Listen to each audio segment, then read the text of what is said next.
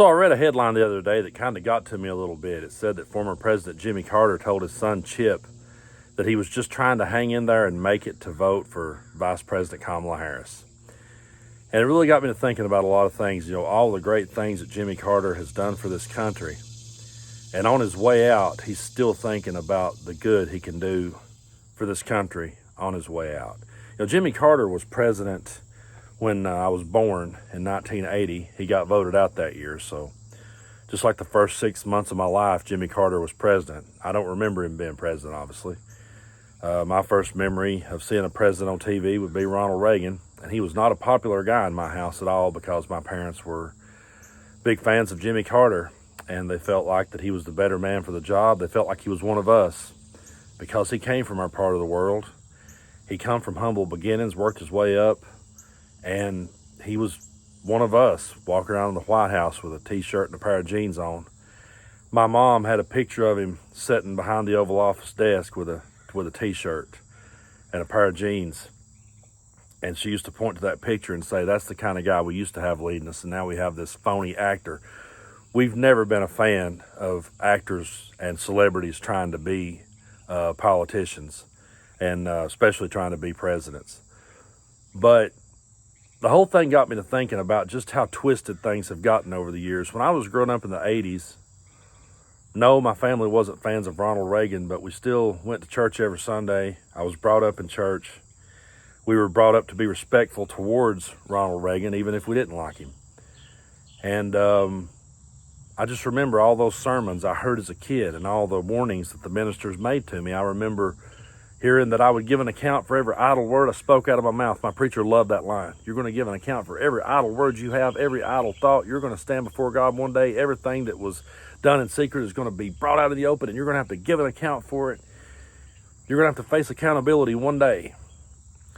And then they talked about how you're supposed to treat other people and talk to other people and welcome other people into the church. And over the years, I just watched that same group of people slowly morph into something I didn't recognize and slowly get behind somebody so despicable and so disgusting and so un-Christ-like that I still, to this day, have trouble wrapping my head around it, especially considering that they have a book in front of them that warns them about people like Donald Trump. I don't understand how they can't read it and see the writing on the wall. I'm not a Christian. I'm agnostic. And if I'm being brutally honest with you, I'm probably agnostic because along the way, a lot of people ruined religion for me. A lot of people caused me to question it. A lot of people caused me to look outside the box because I was like, this ain't adding up. None of this is making sense. You got a guy over here like Jimmy Carter who lives it daily, who goes out there and shows you what a true Christian is supposed to be. If I was going to be a Christian, Jimmy Carter is who I would aspire to be. He's the kind of Christian that I would aspire to be.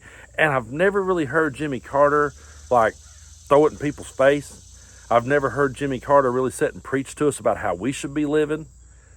He's just went out there and led by example and showed us how that we should be living. And meanwhile, I sat back and watched ministers that used to tell me what to do, ministers that helped raise me and bring me up. I saw those same people that used to tell me that I'd give an account for every idle word out of my mouth, sit back and just be okay with the grab them by the pussy comment. I was taught to respect women when I was growing up. I was told that we had to treat them good. I remember every Mother's Day sermon, my preacher would talk about the mothers and how we have to respect them and how we have to have so much respect for women. That guy embraces a guy now that was found liable of sexual abuse. They find a way to twist it. They find a way to compare the guy to King David. I sit back sometimes and I say to myself, how did we get here? And the only answer I really have for you is that there was a lot of people in this world that had a lot of cruelty and a lot of hatred bottled up inside them. And they saw us be led by Barack Obama for 8 years. They had to sit there and listen to a intelligent black man that could dance circles around them, and knew more about things than they would ever know in this world. They had to watch him lead, and I think that just resentment built up, and then along come Trump and was like, it's okay to say it out loud. It's okay to be a jerk. And they just went with it. So many times in my videos, I've said things like, this ain't the Republican Party of my grandfathers. I think I'm going to retire that quote.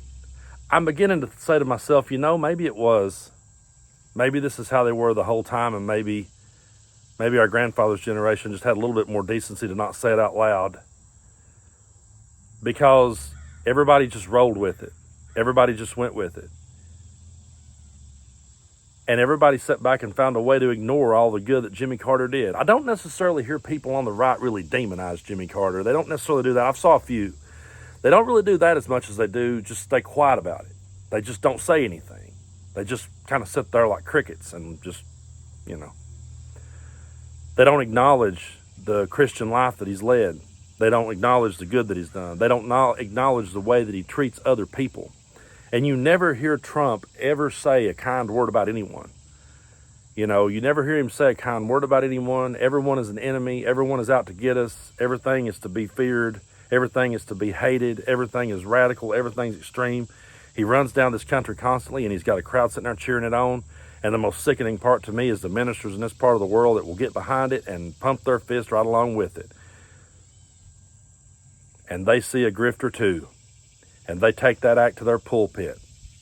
And it's so disgusting to see. And it's so disgusting to see them turn a blind eye to all the good work of Jimmy Carter and turn around and embrace Donald Trump. But their very book warned us about this kind of thing. If there's any truth to their book, and if they're right, let's go ahead and give it to them. Let's go ahead and say that the King James Bible is absolutely 100% accurate in everything it ever said.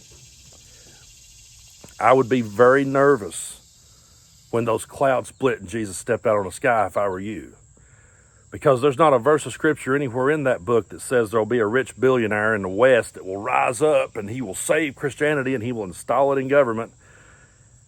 And it sure doesn't say that someone that will treat people that way and abuse people that way and defame people that way, it doesn't talk about someone like that saving Christianity. It only talks about Jesus Christ coming back. So if your book is the truth,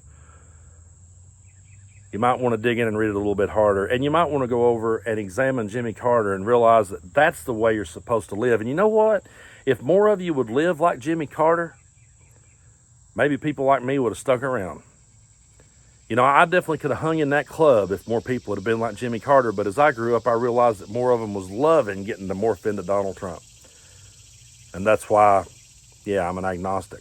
I don't know anymore. And how could you know? So Jimmy Carter has been in hospice since February of 2023, and he's still holding out to do something good for this country before he leaves. And I will respect that man from now on. He was too honest of a man and too good of a man to ever be our president. I'll just say that.